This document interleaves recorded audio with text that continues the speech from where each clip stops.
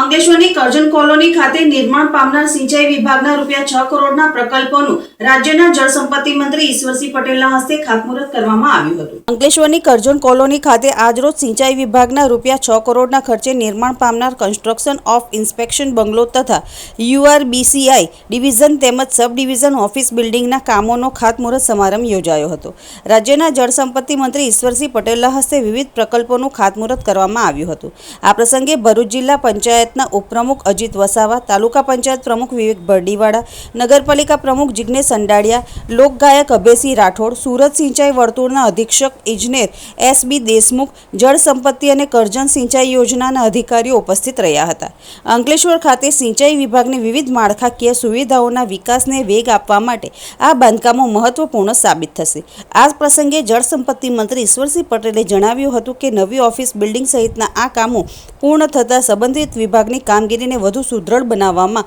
મદદ મળશે તેમજ અધિકારીઓ અને કર્મચારીઓને વધુ સારી કાર્ય સુવિધા પણ મળી રહેશે। આ સાથે દક્ષિણ ગુજરાતમાં ખેડૂતોને સિંચાઈ માટેનું પૂરતું પાણી મળી રહે તે માટે વિવિધ યોજનાઓ થકી સતત પ્રયત્નશીલ હોવાનું તેઓએ જણાવ્યું હતું।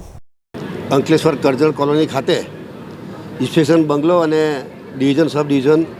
ઓફિસના ખાતમુહૂર્ત કરવામાં આવ્યું છે। એમાં 6 કરોડ 62 લાખના ખર્ચે અહીંયા આજે ખાતમુહૂર્ત કરવામાં આવ્યું છે કે જે 1965ની સાલમાં જે ઓફિસ બિલ્ડિંગ અને ઇન્સ્પેક્શન બંગલો જે બન્યો હતો એના જે 60 વર્ષ ઉપરાંત થયા છે અને જર્જરિત હોવાને કારણે એ નવું મકાન અહીંયા બને, જેથી કરીને કરજણ ડેમ અહીંયાથી લગભગ 100 કિલોમીટર આસપાસ જે દૂર છે ત્યાંથી અધિકારીઓ અહીંયા આવું જવું હોય તો એને રહેવા માટે પણ એ કામ લાગી શકે। સાથે સાથે ચાલુ વર્ષે નવેમ્બર, ડિસેમ્બર અને જાન્યુઆરી મહિનામાં 3 મહિના એટલે કે 90 દિવસ કેનાલ બંધ રાખીને ત્યાં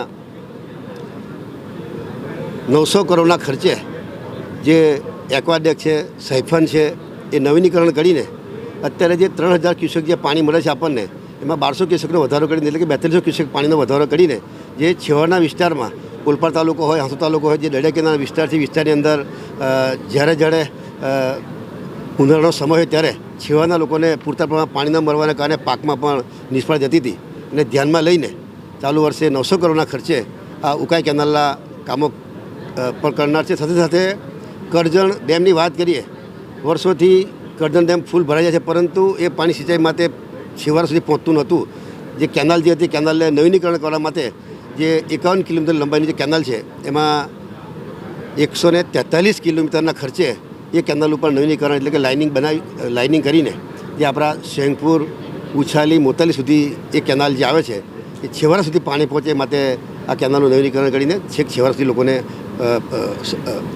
ખેડૂતોને સિંચાઈ માટે સગવડતામાં એક વધારો થનાર છે।